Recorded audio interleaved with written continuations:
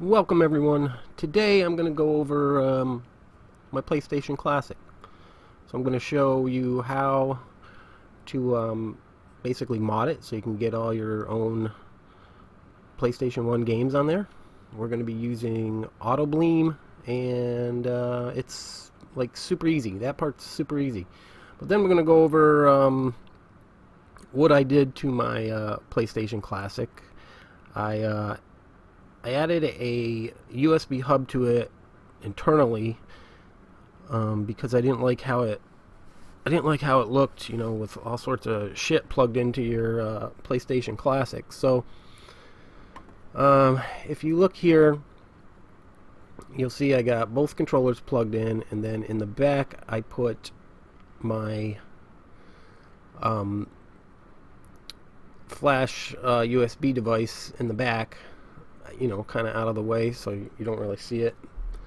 And here's a picture of the back of the unit, and I'll go over, you know, kind of how I wired it up real quick and stuff like that. Just it's not too hard, it's not too difficult.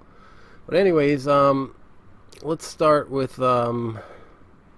just getting the files onto your USB. So let me open this back up here. First thing you want to do is download AutoBleem. Now I prefer AutoBleem over the other one. What is it? Bleem Sync, or if there's any others out there. I prefer AutoBleem. It works great. Everything's wonderful. Works fine. So you can either download the release from here.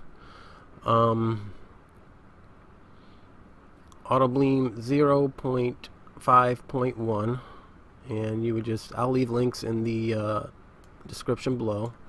It's on GitHub, and you just scroll down and you're gonna get I downloaded the full one, so it has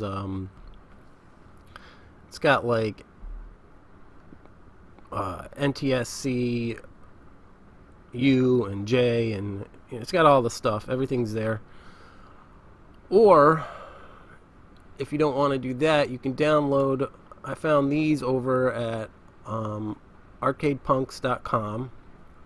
I'll also leave a link in the description below for that as well. And they have a AutoBleem ready to build. And that's the one I have right here. And this one has RetroArch already installed and ready to go for you. So that one's kind of cool. And then there is also, I found this here, it's a this one right here, 64 gigabyte. It's for a 64 gig USB flash drive, and but it's got a bunch of good ROMs on it. And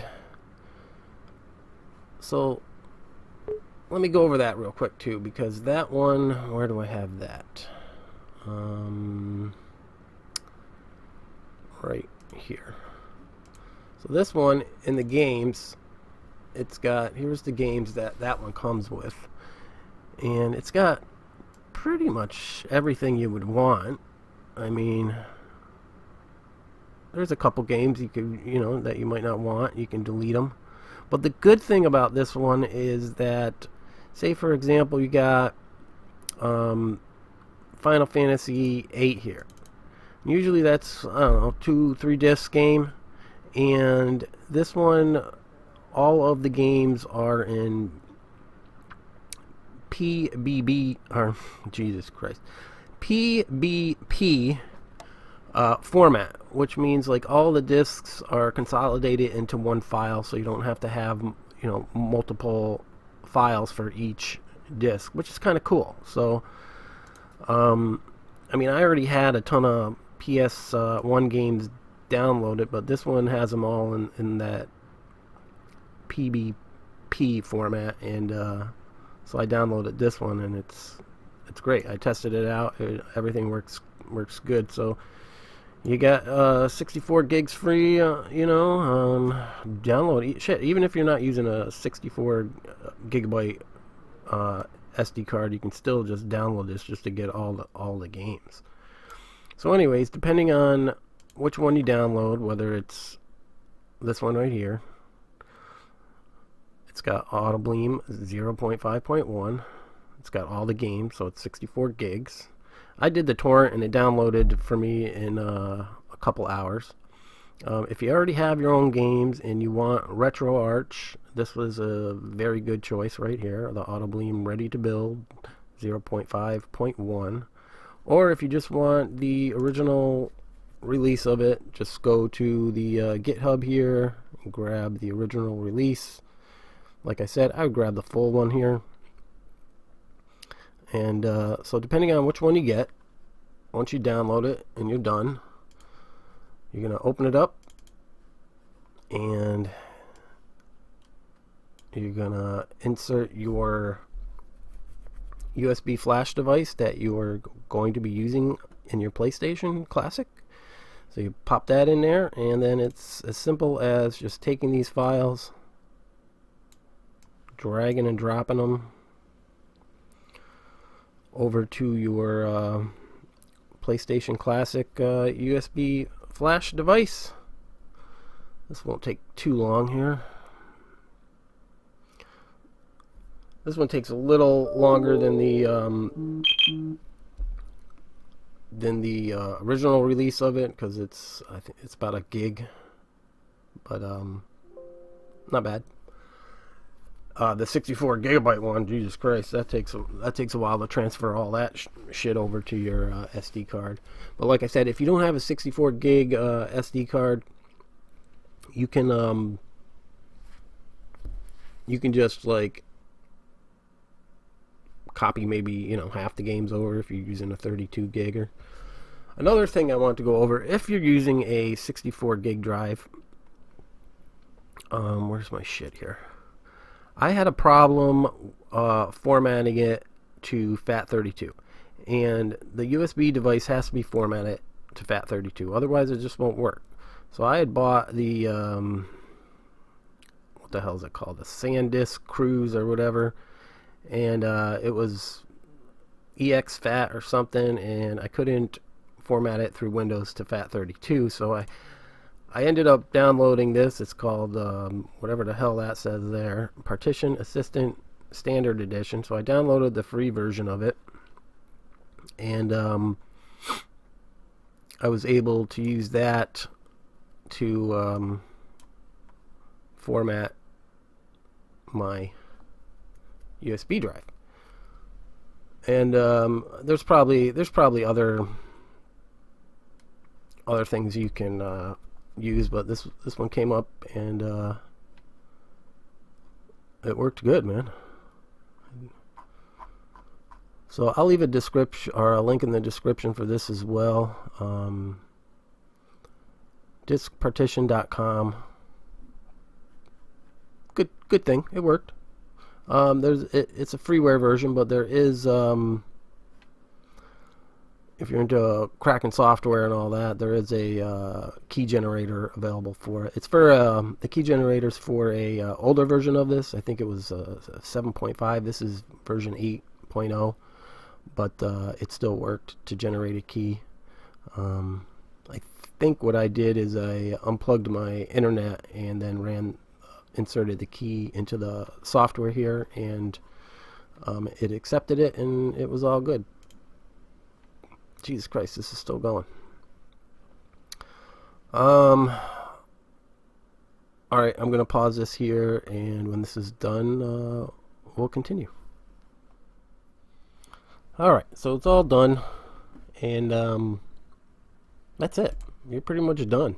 You're done modding your PlayStation Classic. It's that simple with AutoBleem. And so close out that. Let's eject our USB flash. And now all you want to do is let's go over to our PlayStation, and you want to make sure that the USB flash is plugged in. And you got your controller plugged in, you got your HDMI port plugged in. and now you want to plug in the power.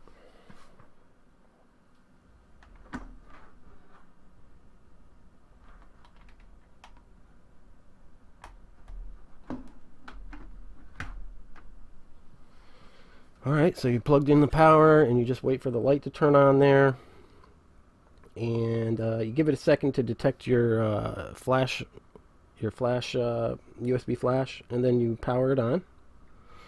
Let me switch my TV over here.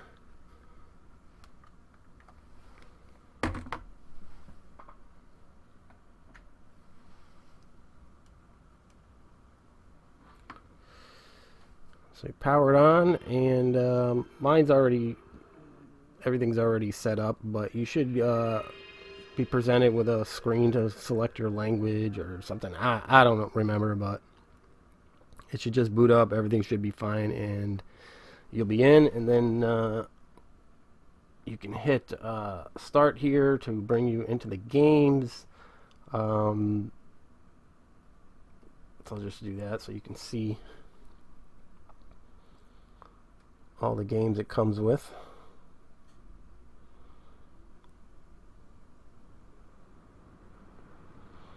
And there's all the games. So it's that simple to mod your PlayStation Classic. So now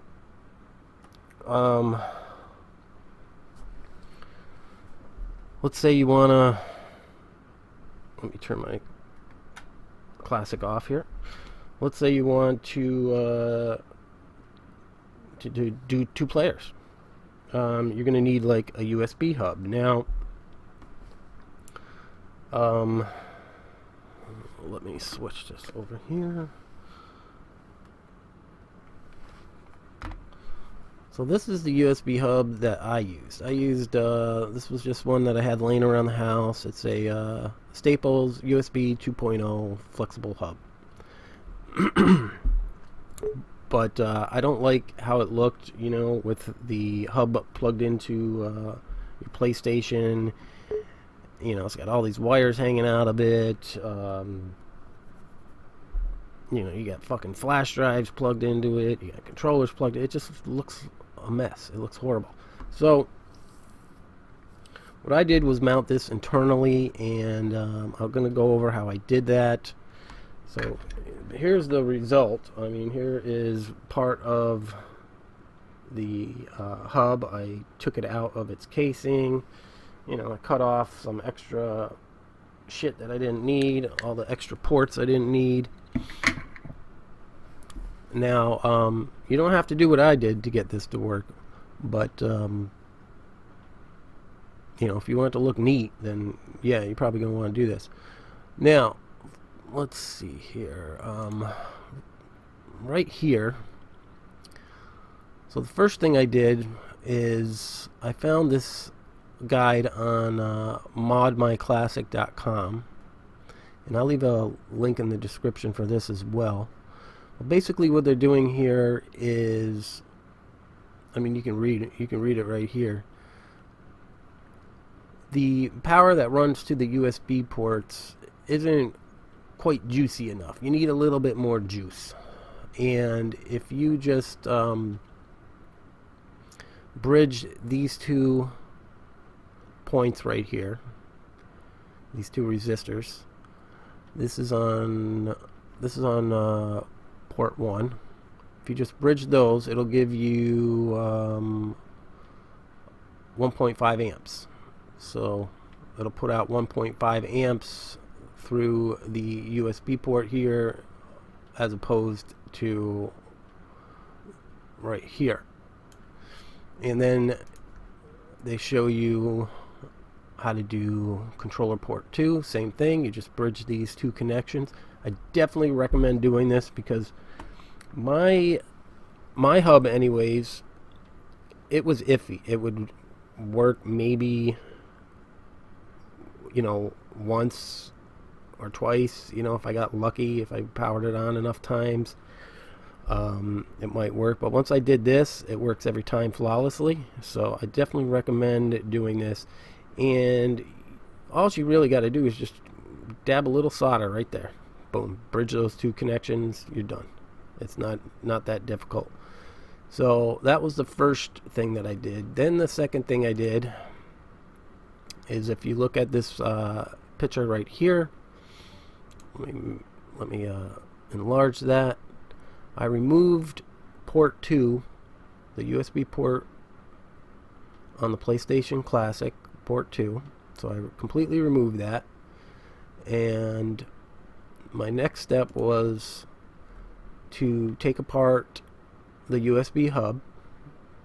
Now there was a extra USB port here, and then there was an extra one right here. I removed those because I wanted more room inside the PlayStation Classic case.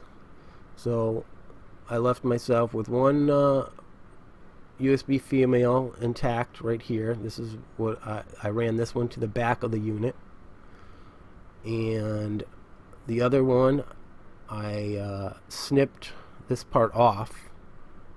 So this is another USB hub female port, but I just snipped that off, and then I soldered it to the original PlayStation Classic USB port. And then the USB hub male, the male part, the one that you would actually plug into your PlayStation Classic, I snipped the male head off of that and soldered that to the board. So let's take a peek here. So if you look at this, here's the cord for the USB hub male port. So like I said, I chopped the end off, and then I wired it up like this. So red wire,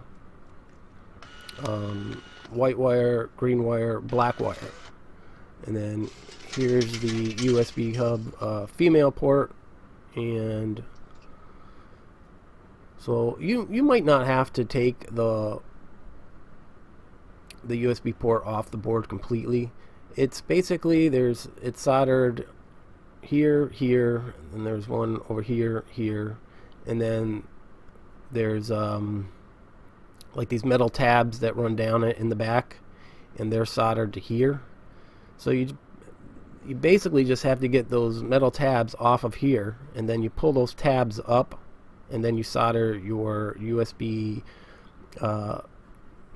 hub female wires to those like tabs.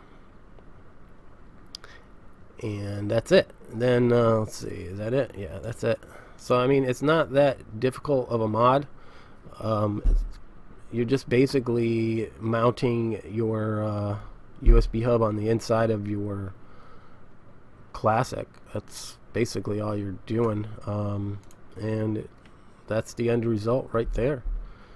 So it looks clean, it's simple, and it works.